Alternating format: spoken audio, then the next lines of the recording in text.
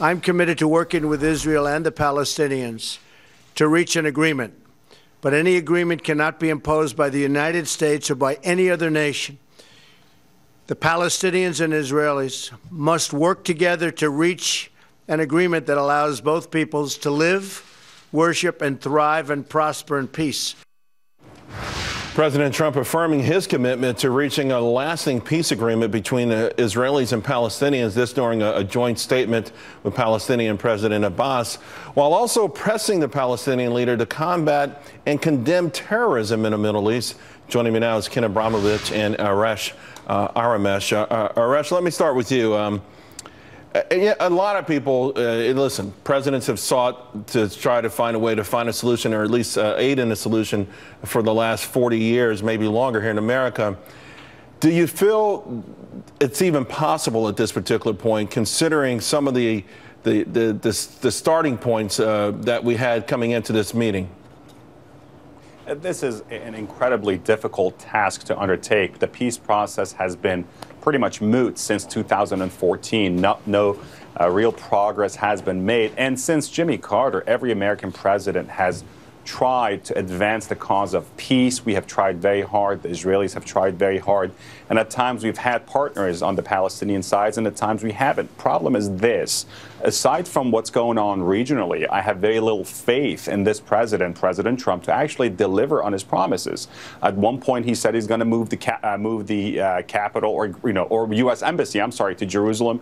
Seems like he's backtracked on that. The president has made many grand promises and that have turned out to be empty, and it's not something new. It seems to be a consistent. So you want President Trump to take a hard line against the Palestinians? That's what you're saying.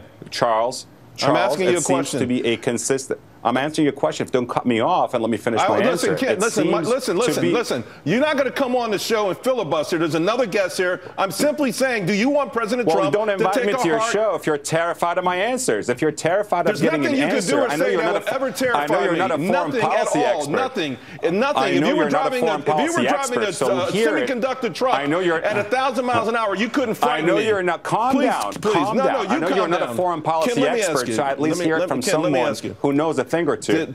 President Trump is negotiating. At least he's in the middle of a negotiation here. Now, Abbas is saying, hey, we want a Palestinian state. We want East Jerusalem to be the capital of that state. For so many people, for a lot of people, that's a non-starter. Sure, everything President Mahmoud Abbas says is a non-starter. So he wants Israel to go back to the 67 lines. He wants Eastern Jerusalem, and he doesn't accept Israel's right to exist as a Jewish state. So, in other words, he wants to flood the country with refugees. So the whole process is a non-starter. Today, also, Hamas made some announcements, a new policy platform. Apparently, they said they've taken out some of the anti-Semitic language and that they've moved closer to accepting the creation of a Palestinian state, a two-state solution. Does that help in the process at all? No, it's also a non-starter. First, they're saying whatever they're saying in English. The trick is, what are they saying in Arabic? And Hamas is dedicated to Israel's destruction and replacement with a Palestinian state. And Hamas is part of the Muslim Brotherhood. I wanted to then ask you one quick word because we're running a little late here. Is it possible? I mean, we're trying. Everyone wants this to work. Is it possible to reach a solution? Charles, you having fun running a sham interview? This is, so if you want to just ask questions from someone you like, why do you invite another guest? Peace. We actually have a solution. It's called the status quo. You like what's happening right now? Well, no, the status quo is the best that can be accomplished. And when someone comes up with a better idea than the status quo, I'm happy to listen. But I've never heard anyone come up with a better idea than the status quo. All right, Arash, real quick, give me your final thoughts on this, please. I have very little confidence in Trump. He's made many promises. He hasn't delivered on, and he has not delivered on any of them. Just look at the list of what he has said. NATO bad, now NATO good. Israel, we're going to move the capital to Jerusalem. Now he's backtracked on that. There have been many promises. He is a juvenile when it comes down to foreign policy.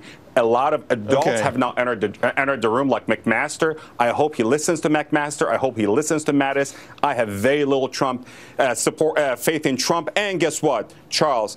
I have very little faith in Stephen Bannon, and he's a dangerous man. You're talking about anti-Semitism? Get Stephen Bannon out of the White House. All right, we're going to leave it there. Ken's shaking his head. He doesn't agree with you, and I think a lot of our viewers probably would not agree with you as well.